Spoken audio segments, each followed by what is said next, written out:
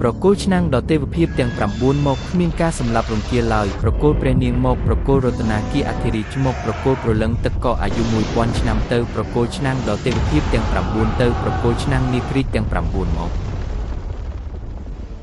ព្រឹទ្ធាចារ្យយកគាត់ទៅឲ្យឆ្ងាយយកកូនទាំង7នាក់ទៅជាមួយអ្នកពួកគេគឺជាផ្កាយទាំង7ខ្ញុំនឹងទុកកូនស្រីរបស់ខ្ញុំឲ្យអ្នកលោកពុកកុំយំទ្រព្យសម្បត្តិជាតិរបស់តាស៊ីកំពុងឆេះ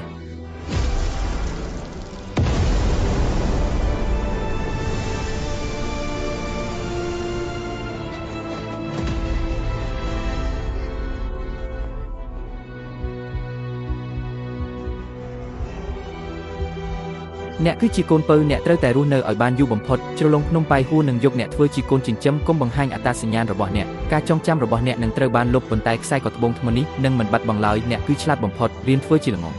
ខ្ញុំមិនខ្លាចនឹងធ្វើកូនថ្លង់ទេអ្នកនឹងត្រូវបានទទួលយកដោយវិហារបរិសុទ្ធអស់កលឹបកុំភ្លេចថាអ្នកជានរណាត្រូវចាំពីពេលនេះទៅអ្នកមិនមែនមកពីគ្រួសាររាជវង្សតាស៊ីទេអ្នកគឺជាក្មេងកំព្រា7នាក់ជួបគ្នានៅប៉ុស្តិ៍បង្ខាំងអន្តៈនៅរយៈពេល10ឆ្នាំក្រោយ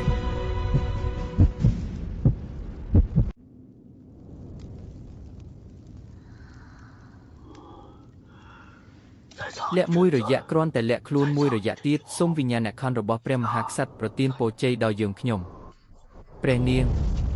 ខ្ញុំរកអស់រយៈពេល3ខែហើយទីបំផុតខ្ញុំបានរកឃើញនាងរត់គុំងាកក្រោយអីគ្រាន់តែរត់ទៅនាងជាកូនសោដោយគ្មានការខូចខាតយកនាងត្រឡប់ទៅប៉មវិញវាត្រូវបានប្រគល់ទៅឲ្យពួកព្រឹទ្ធាចារ្យដើម្បីដាក់ទណ្ឌកម្មសមាជិកចុងក្រោយនៃតាស៊ីផ្សារជាប់ចូលទៅក្នុងកំពូលនៃប៉មបង្ខាំងអន្តៈរងចាំរហូតដល់ព្រឹត្តិការណ៍ផ្កាយ7បើកថ្ងៃកំណត់នៃកិច្ចសន្យា10ឆ្នាំមកដល់យើងនឹងចាប់យកទាំងអស់តែម្ដងលោកពុកលោកតាការដុតឈាមដំបូង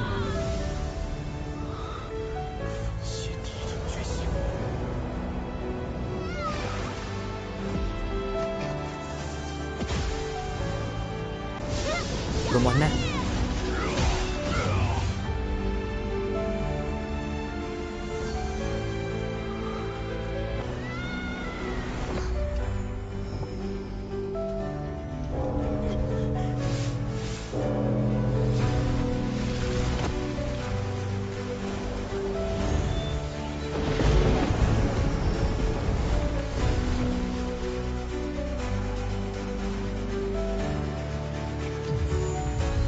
ព្រះនាងត្រូវបានផ្សារភ្ជាប់នៅក្នុងប៉មបង្ខាំងអន្តៈរួមទាំងនិកាយទាំង8កំពុងរងចាំខ្ញុំ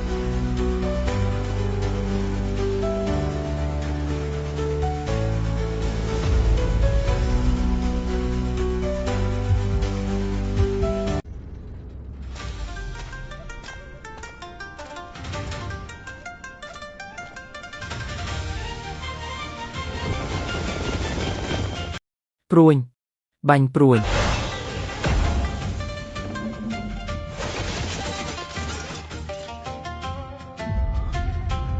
ក្របព្រួយ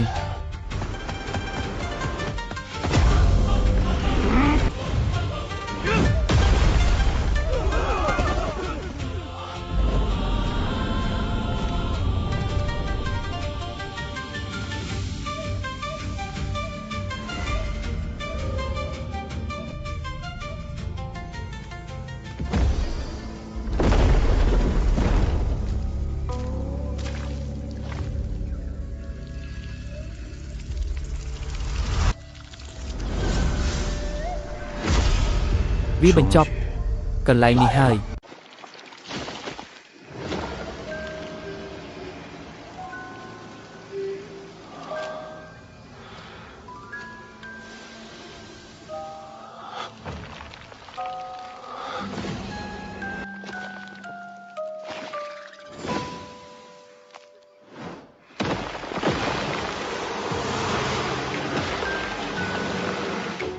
ពួកឯងមករកងាប់ហើយឬ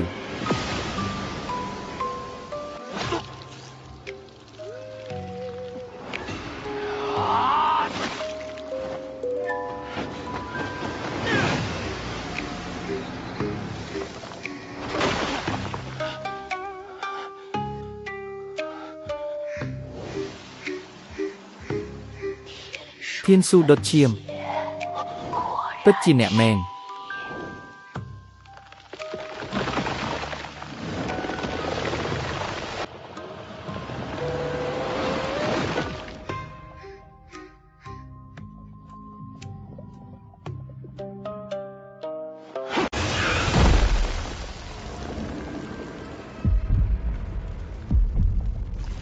លាវយាងតើនាងនៅរស់ដែរទេ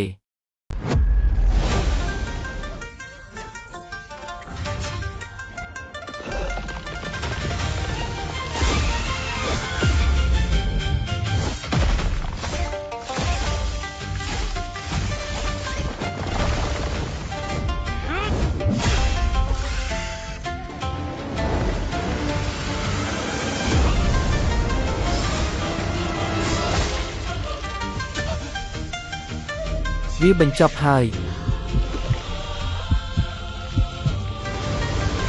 បើ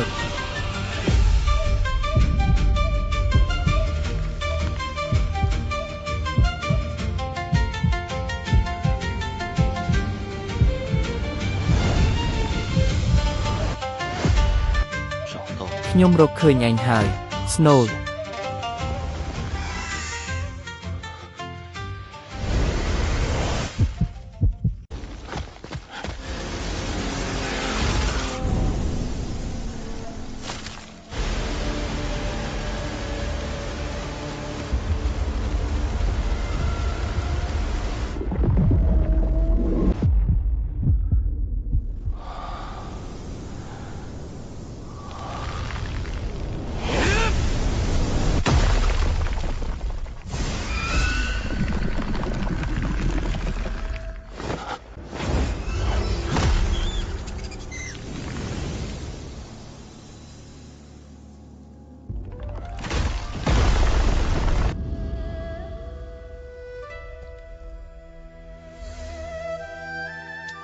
យូហឹងអ្នកជីកូដែក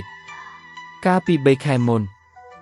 គាត់មិនបានយកឈ្នះខ្ញុំទេប៉ុន្តែគាត់បានប្រាប់ខ្ញុំអំពីយុវជនម្នាក់ឈ្មោះឈិនមូគាត់បានបំបែកបំណែកសំខាន់នៃកូនសោជា8ជ្រុងដើម្បីបើកត្រានៅលើកំពូលប៉មខ្ញុំរងចាំអ្នកប៉ុណ្ណោះមិនមែនឆ្កែយាមប៉មដូចនិកាយទាំង7នោះទេ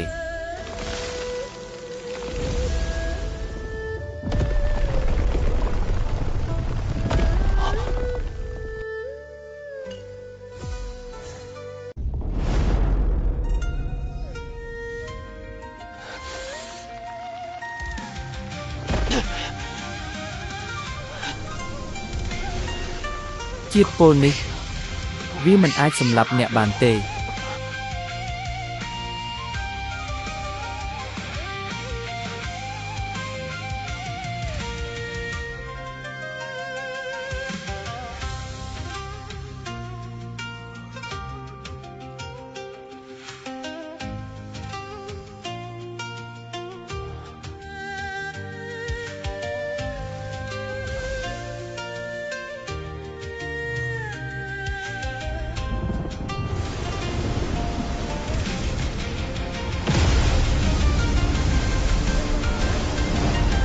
បំផ្លាញឬ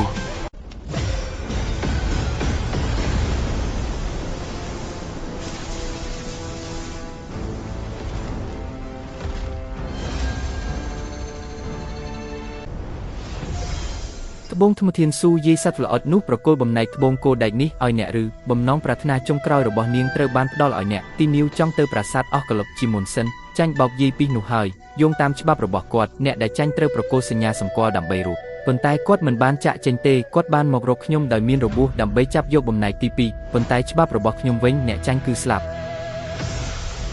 គាត់ដួលនៅទីនេះខ្សែឈាមគោលាន់នេះនឹងមានពណ៌ក្រហមឥឡូវនេះអ្នកបានមកជាមួយខ្សែកត្បូងរបស់គាត់ច្បាប់នៅតែដដែលអ្នកឈ្នះនឹងយកបំណែកនោះបើអ្នកចាញ់ឈាមរបស់អ្នកនឹងនៅទីនេះជាមួយគាត់សំឡេងគោលាន់ធ្លាក់ចុះច្បាប់ទាំងអស់ត្រឡប់ទៅតែមួយប្រញាប់ធ្វើតាមការបញ្ជាអ្នកគិតថាគ្រាន់តែរន្ទះបាញ់អាចបញ្ឈប់ខ្ញុំបានមែនទេ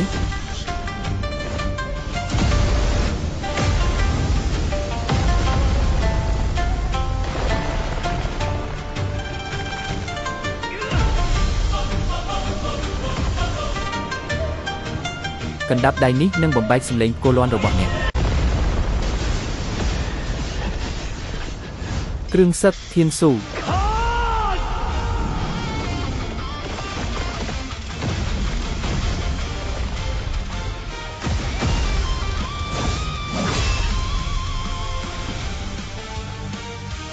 ខ្ញុំជាអ្នកគ្រប់គ្រងនៅទីនេះ គាត់ក៏ជាសិស្សប្អូនគេនៃភ្នំលេយិនសានផងដែរ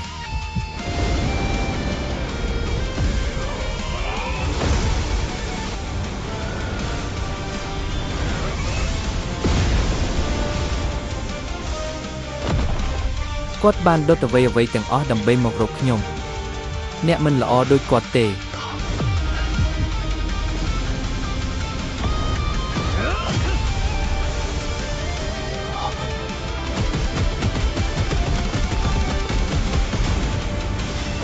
បច្ចេកទេសរន្ទះមេឃាទាំង9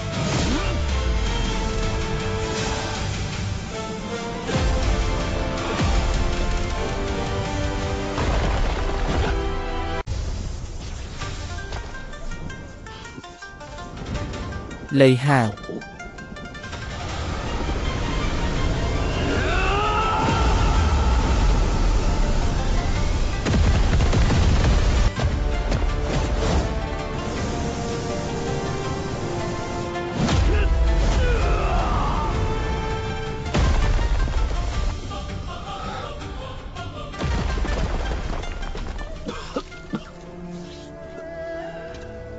អ្នកពិតជាមើលទៅដូចគាត់ណាស់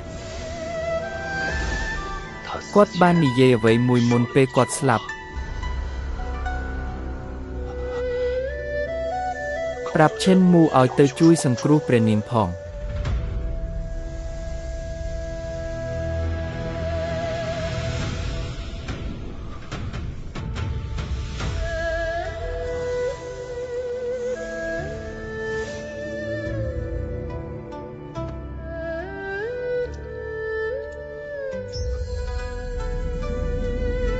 មានមនុស្សម្នាក់កំពុងរងចាំអ្នកក្នុងសាលផ្កាយនៅជាន់ទី3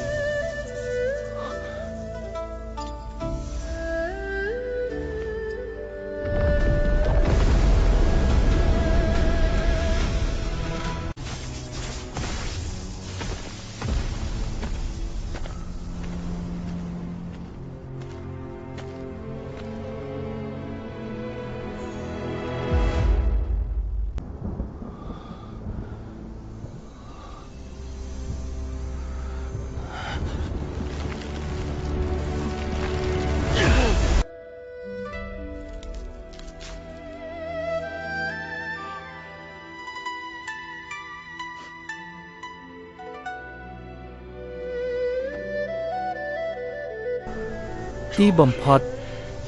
វាចប់ហើយ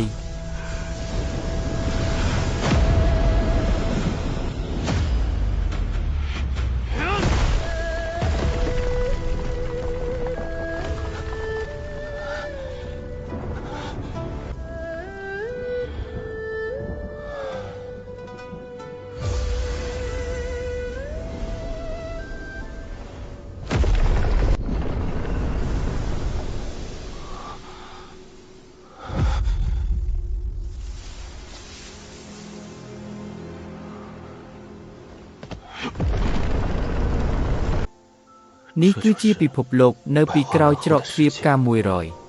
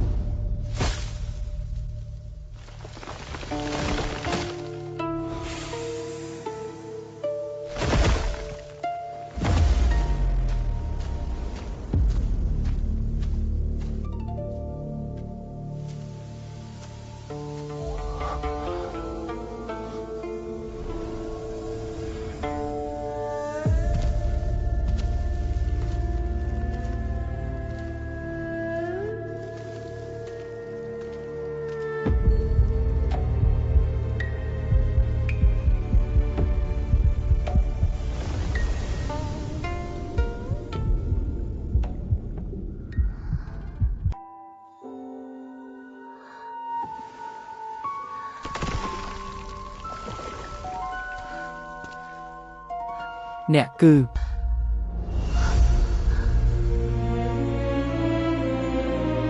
ឈិនមូ អ្នកគឺជាត្បូងអលង្ការសូវ៉ាងយៀតជាពលនៅក្នុងខ្លួនខ្ញុំកំពុងរីករាលដាលខ្ញុំមានពេលតែ1ខែទៀតប៉ុណ្ណោះដើម្បីរស់កុំបារម្ភពីខ្ញុំអីទៅជួយសង្គ្រោះព្រះនាងទៅព្រះនាងស្ថិតក្នុងគ្រោះថ្នាក់ប្រសិនបើអ្នកយឺតពេលខ្ញុំបានរកឃើញអ្នកការចូលទៅក្នុងសាលផ្កា100ដោយគ្មានការអនុញ្ញាតនិងធ្លាក់ចូលទៅក្នុងឋាននរកការជារៀងរហូត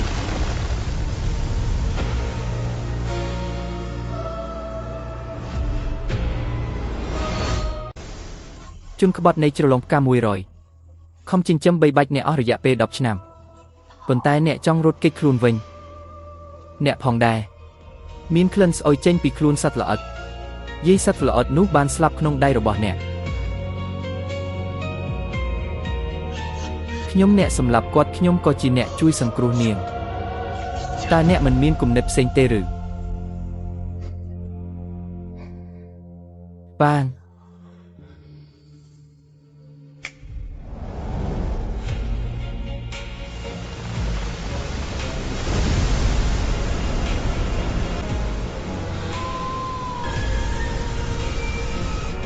តែនពោផ្កា100ក្រោកឡើង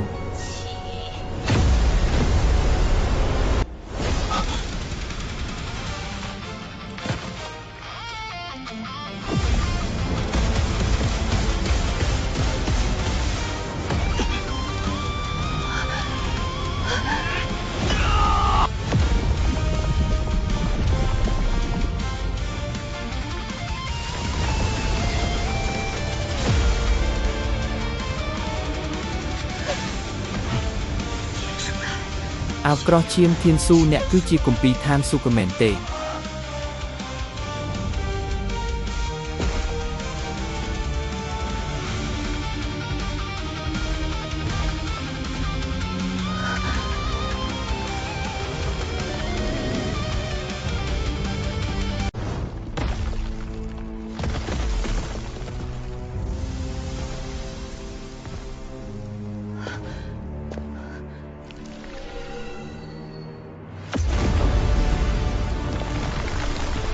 ដែនពលផ្កា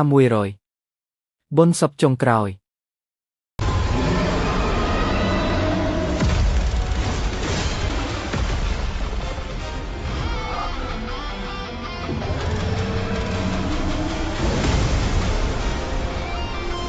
បញ្ឈប់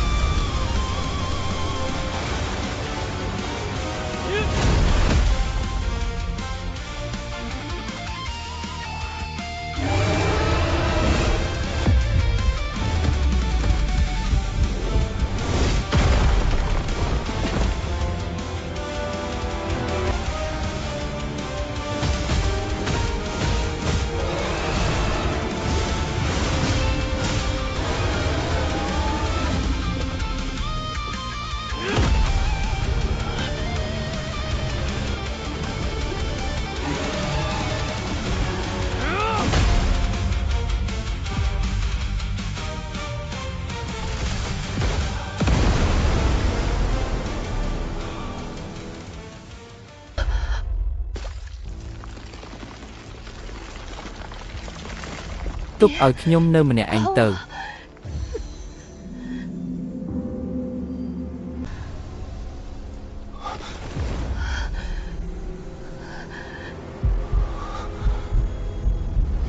អធិរាជហៅចំហេះភ្លើងឈាម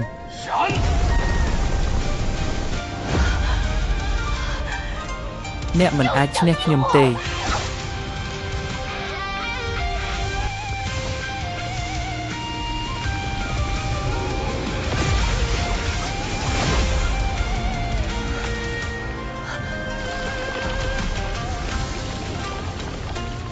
ខ្ញុំឲ្យអ្នកបឺតតាមចិត្តរបស់អ្នក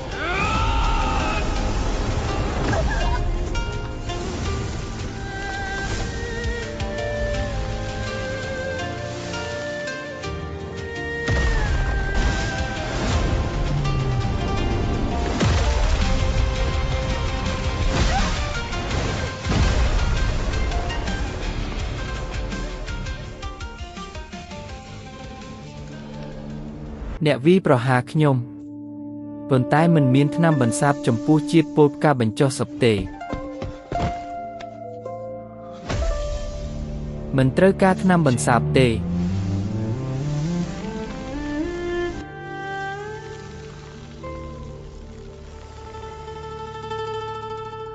ឈាមរបស់គោជីជីនិងផ្កាបញ្ចុះសពអាចបន្សាបគ្នាទៅវិញទៅមកអ្នកកំពុងដោះដូរជីវិតរបស់អ្នកដើម្បីនាង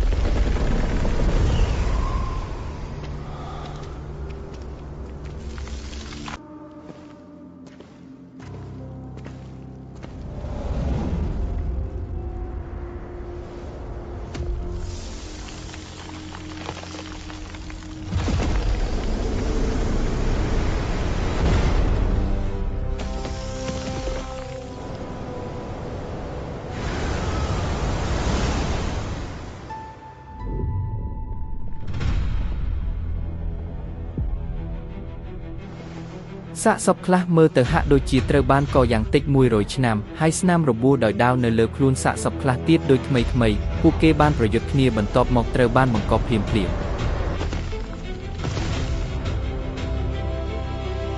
សាយាយសត្វល្អិតសាសម្លេងគោលាន់និងសាប់ការ100អ្នកបានកម្ចាត់អ្នកគ្រប់គ្រងទាំង3នោះគួរឲ្យចាប់អារម្មណ៍ការដុតឈាមទ្វេដង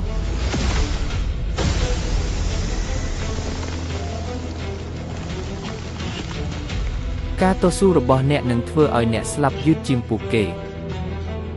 ហើយកាន់តែឈឺចាប់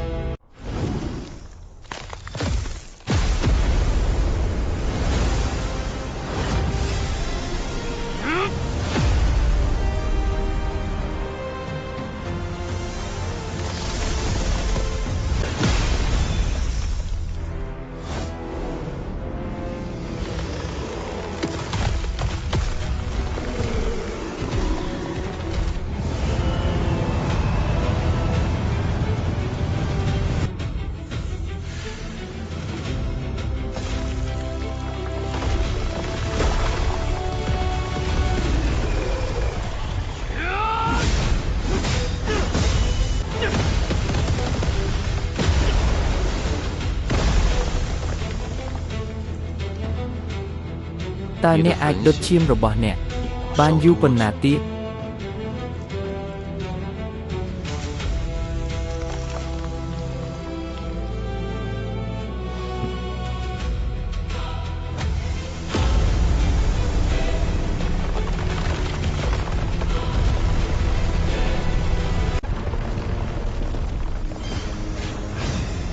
ត្រៀមខ្លួន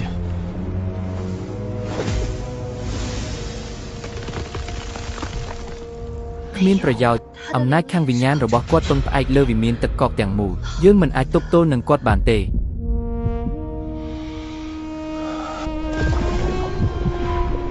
ភ្លើងឈាមដំណាក់កាលទី3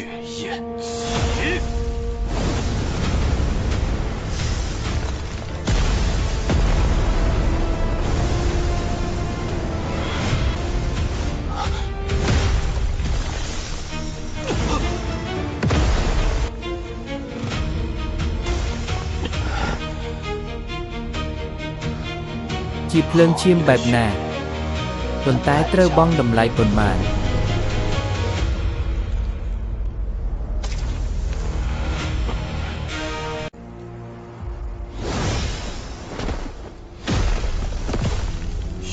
បច្ចេកទេសទឹកកកអាថ៌កំបាំងខ្មោច10000នាក់ងើបឡើង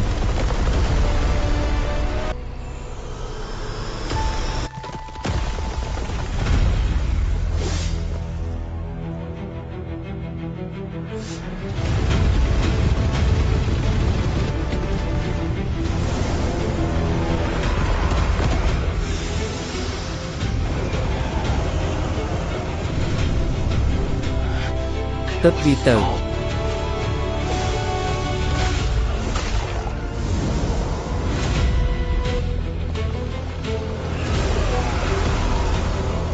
មិនអាចសម្លាប់ទាំងអស់បានទេយើងត្រូវតែរកអាយ៉ងសំខាន់ឲ្យឃើញក្នុងចំណោមក្រុមអាយ៉ងនេះត្រូវតែមានតួអង្គរដែលគ្រប់គ្រងអាយ៉ងទាំងអស់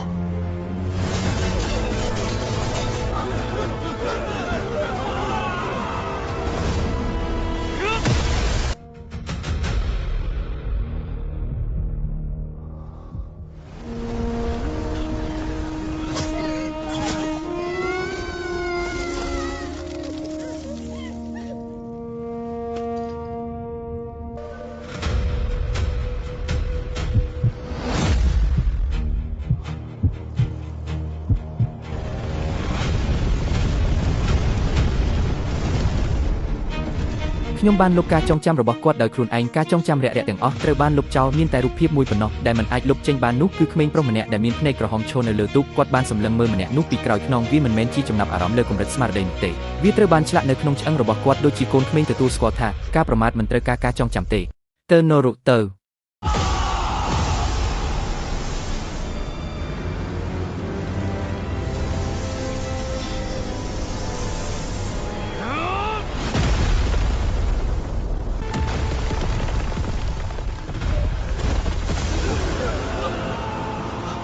ដំណើររបស់អ្នកបញ្ចប់នៅទីនេះហើយ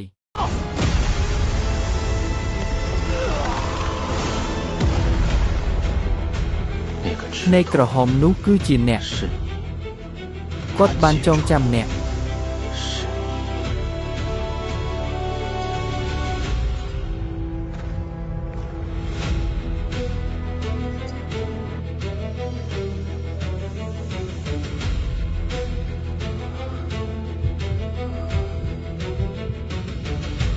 កងប្រុស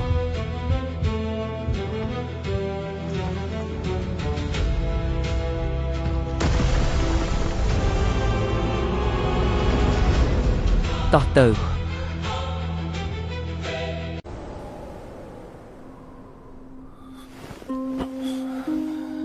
បងប្រុស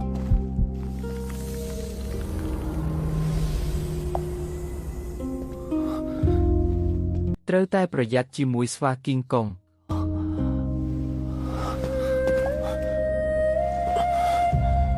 អ្នកទាំងពីរចុះទៅក្រោមហើយរងចាំខ្ញុំ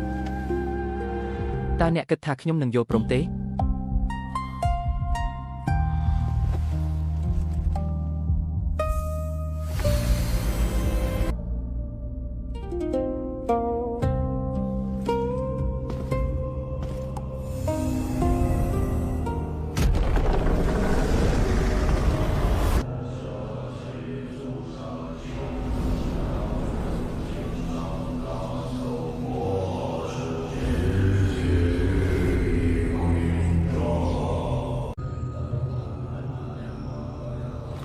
សត្វល្អិត 1000 សំឡេងផ្គរលាន់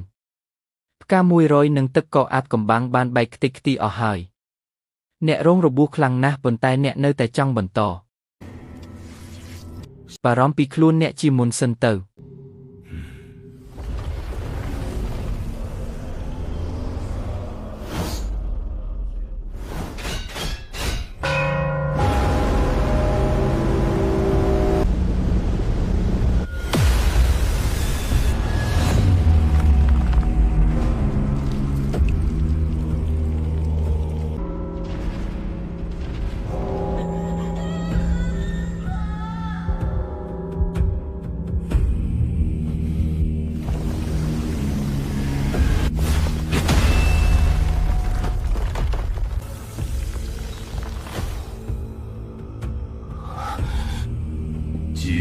មិនអាចបំផ្លាញបានទេ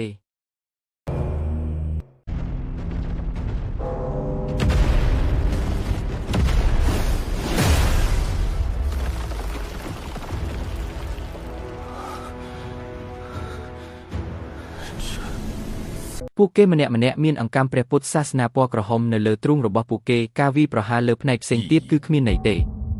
តើអ្នកអាចបំបែកបេះដូងព្រះពុទ្ធទាំងអស់មុនពេលដែលខ្លឹមសារជីវិតរបស់អ្នកអស់រលីងបានទេ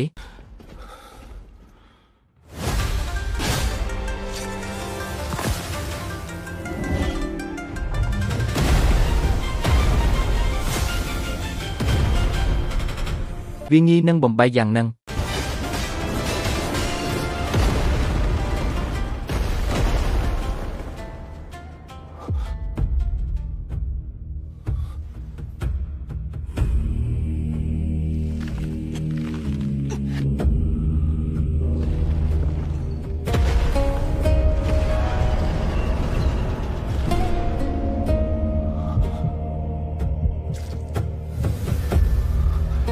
អ្នកនៅសល់តែខ្លឹមសារឈាមត្រឹមតែ 30% ប៉ុណ្ណោះ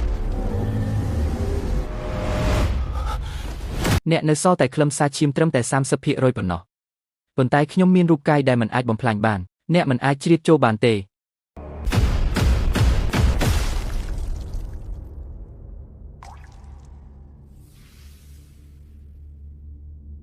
ចំហាយឈាមនេះខ្សែឈាមអតិទេពសង្គ្រាម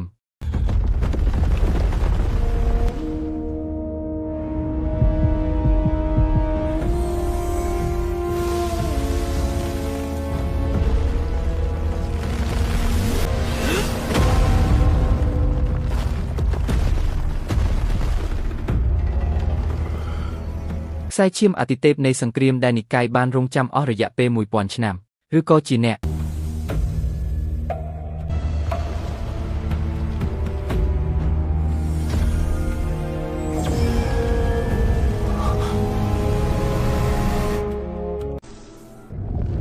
ខ្សែឈាមអតិទេពសង្គ្រាមនេះអាចប្រើបានតែម្ដងប៉ុណ្ណោះឥឡូវនេះតើអ្នកប្រើអ្វី